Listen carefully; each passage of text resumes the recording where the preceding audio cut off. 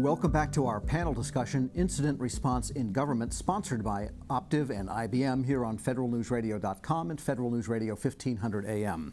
My guests today are Wally Coggins, Director of the IC Security Coordination Center in the Office of the Director of National Intelligence. Paul Morris is Chief Information Security Officer and Executive Director for Information Assurance and Cybersecurity Division at TSA. Rick Driggers is Deputy Chief of Operations at the National Cybersecurity and Communications Integration Center, the NCIC, at Homeland Security.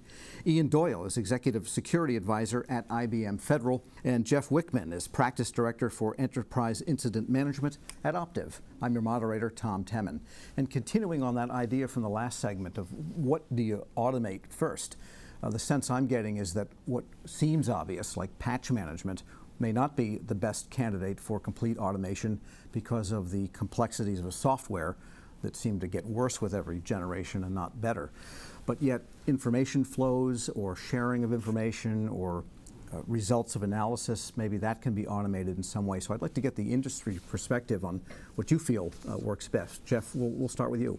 Yeah, so sharing of information is probably the easiest and safest item that you can automate. You can also automate some of your response capabilities. Depending upon your knowledge of your environment and your assets that are out there, that is one of the items that you can patch and patch safely. But you have to make sure that you can identify your critical systems that just cannot take a failed patch and have to have that more of a manual touch. But IOC sharing is probably the most important, and I think probably one of the areas that as the industry as a whole needs to get better at.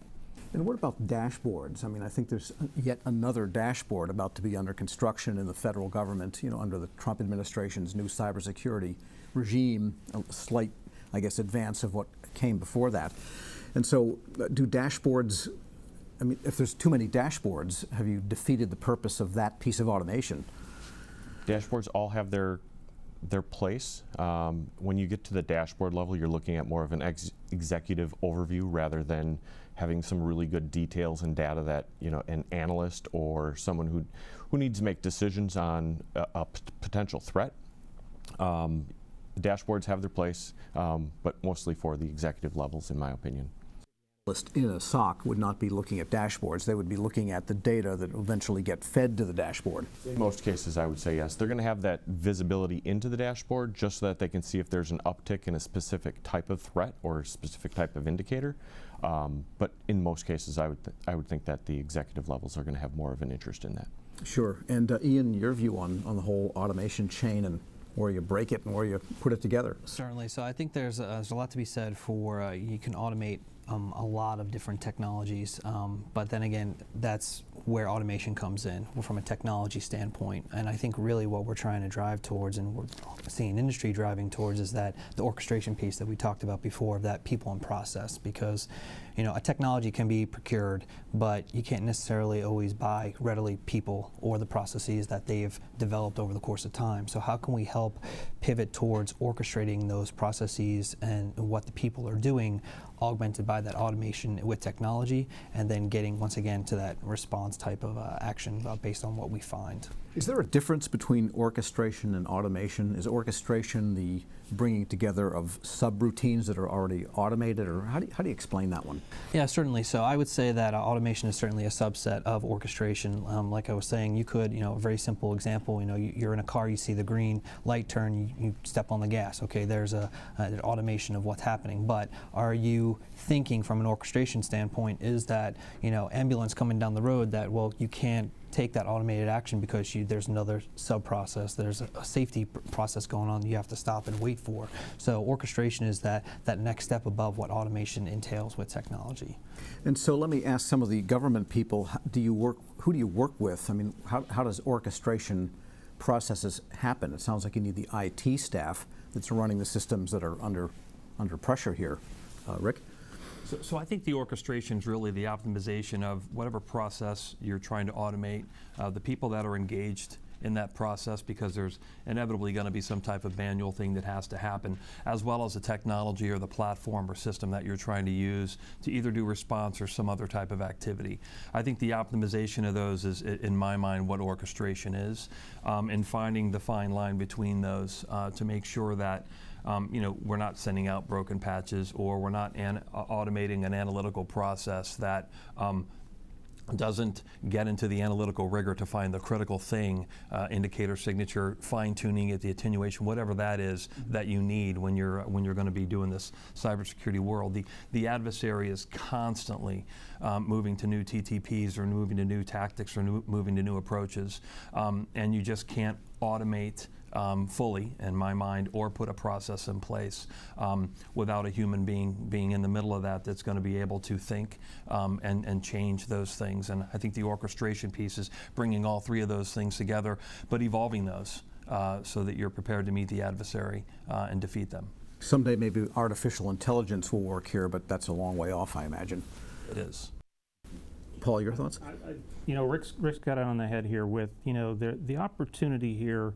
When we talk about automation is we can't just sit back and think the Starship Enterprise is going to take care of itself, because automation implies that we're very certain that the data we receive is absolutely perfect, and there's a lot of uncertainty in what we do. So, but we can focus on, and this is really, I think, at a bigger level of how do we make the SOC analyst and that team more effective, is that when you break it down and you think about, well, they've got to go find things. Where is it? What is it? How is it? Is it vulnerable to what we're doing here? And then I've got to maybe reach out, grab the memory from the box, and start doing some initial forensics. I got to create a tick. There's a lot of opportunity here to kind of bring those down. And then you're faced with, you've got how many 20 different systems that don't talk to each other with different screens. That they're still communicating with email and phone to really coordinate, do it. And that really comes down to the skill set of the folks. So that's driving how we acquire things. How do we reduce the number of screens? How can I somehow kick off something that'll do some of those things automatically, so they quickly move into what does it mean? What are my steps? And make that roll. So we can automate some of these processes, but it really comes down to the strength of the training and those processes we have in place, and then who can we call and make those decisions. One of the biggest pieces here is there's a ton of noise, and the noise is, you're fighting every day a constant barrage, but some of these need to pop out quickly and reach up to the executive level so we can start taking action as a department together, and marshal the sources. So there's a lot of opportunity there, and I think it's in the orchestration of how we do our business every day. Interesting, and at the ODNI, I mean, that's kind of the stock and trade, is feeding up to so that analysts are effective, and I guess that translates over to the cyberspace too. Yeah, absolutely. Where we sit, we're a Tier 0 organization, which means we are orchestrating every day the response across the community. We look at orchestration as making sure that there's shared situational awareness. As threats are identified, particular exploits are being used against systems, making sure that the mitigations are out rapidly and that the defensive measures are in place. When something like the WannaCry occurred, to know very quickly that particular exploit had been patched and that you were prepared for that was a really important example of the importance of orchestration. Okay, Jeff, I wanted to ask you, with respect to agencies and any organization that has this rapidly multiplying set of tools for cybersecurity, and the big cry you always hear is, how can we get the tools to work together, or maybe not have so many? As Paul said, it affects acquisition at some point, that you don't need so many. Is it possible to apply orchestration, automation to the way tools integrate to one another at some lower level in all of this? I think vendors are getting better at enabling us for that, releasing APIs and having things open for the consultants and the individuals within organizations to decide how systems are going to talk together in a safe and efficient manner. And stepping back a little bit, though, is making sure that and my hat goes on for incident response, not only from a threat level of an attack, but what happens when your automation and orchestration fails, or what happens when your IR plan fails. You have to be prepared for those types of situations, and you have to have good people. you have to have people that you can trust that you know how to respond, or who are going to know how to respond. So Ian, sounds like you need a black box as long as it has a glass top and someone that knows how to unlock it. Well, I think that there's certainly, I agree with what Jeff's saying, that the open integrations, it's no longer a time of proprietary interfaces. Yes, they still do exist, but companies, organizations are trying to move towards that open integration, as we previously said with Paul, that there are a number of systems, and there are a number of systems per facet within cybersecurity. Within, you look at your typical SOC, you have your net defense watch, you have your intel watch, you have your incident handlers, so on and so forth, but yet they're all using different capabilities, maybe different processes. So what are we trying to do to help that? And integration is certainly a key to that, and I think industry knows that. So you'll see a lot of these black boxes, with maximizing what integration can take place. Because the human capital or the human talent question has come up several times, and also this idea of them needing flexibility and analytical skill and not overly automated. When you read car reviews, to make an analogy, one of the worst things they can say about a car, it's so refined that it feels numb to drive. So somewhere there's a range between a race car, which you feel everything, and a Cadillac or something where you feel nothing. I get the sense in cybersecurity you need to leave some feel for the reality of the situation to those operators. Comments? Absolutely. The best thing that the tools can do, the automation can do, is focus them, prioritize what they need to work on the real critical threats, and hopefully resolve without human intervention the more benign activities and the false positives, things like that. Absolutely. I also think that the topology of every network is different. And so when you respond to an incident and you actually get on site and you start looking around, the team, a separate team could be responding to the same threat at a different facility, and they're going to take different actions because the topology of the network is different, the endpoints are different, potentially the way that the adversary got access is different. The organic response team or organic security assets of a particular facility are different. And so the human being in that play is very, very important. Just curious, how does Einstein play into the automation question? Because Einstein itself is not one single thing, right? It's not a appliance. It's a set of capabilities, correct? Sure. So there's a suite of Einstein tools. We've got Einstein 1, which is really monitoring the flow of network traffic that transits to and from federal executive departments and agencies. In technical terms, Einstein 1 really records and analyzes net flow records. Einstein 2 identifies malicious or potentially harmful computer network activity in the federal government departments and agencies with regards to network traffic on specific known signatures.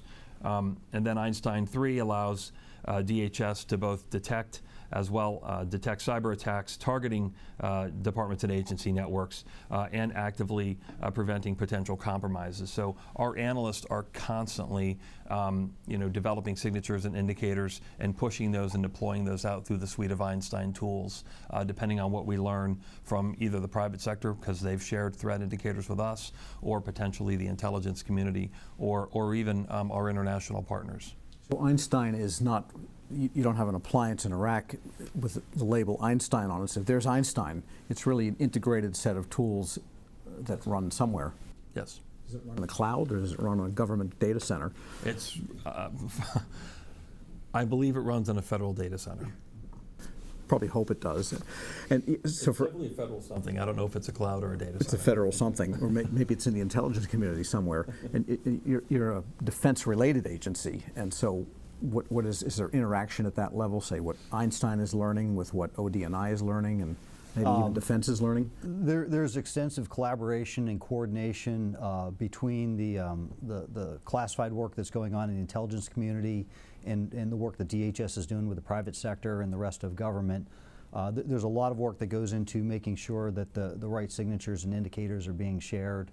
We're currently doing that for the intelligence community, and then we collaborate with our partners in DHS and Cybercom to make sure that information is getting shared at all levels of the networks and classifications. And does the profile or whatever information you can gather on the latest insider threats, is that part of all of this analysis chain too? Sure. I mean, we've got to get a handle on building the tools that allow us to detect malicious insider threats and capabilities and what they're potentially doing, adverse activities on the networks and things like that. Those things are in development and being deployed to a great extent these days. Yeah, because you're looking for a slightly different thing on the insider front than you are on the external threat in general. Is that correct? Paul, you're nodding. It's the same data set. I mean, if you know all the data that's flowing on your network, you know, you start with the theory that there's something wrong here. There's data moving where it shouldn't. Now, is that a person or is that somebody that's acting on the outside? It could go either way. So that's a part of your incident response from that perspective of saying, you know, these things shouldn't be happening at night or on the weekend in these places. And in that incident response, well, maybe this is more something that's looked like it's inside the fence, and you pass it to those folks who then have access to the same tools and the same data, and that they take a different focus, you know, partner with law enforcement and investigations to kind of go in that direction. So, yeah, it's closely intertwined. All right, on that note, we're going to take a short break here. My guests today are Paul Morris. He's Chief Information Security Officer and Executive Director for Information Assurance at the Cybersecurity Division at the Transportation Security Administration. Rick Driggers is the Deputy Chief of Operations at the National Cybersecurity and Communications Integration Center at Homeland Security. Ian Doyle is Executive Security Advisor at IBM Federal. Jeff Wichman is Practice Director for Enterprise Incident Management at Optiv.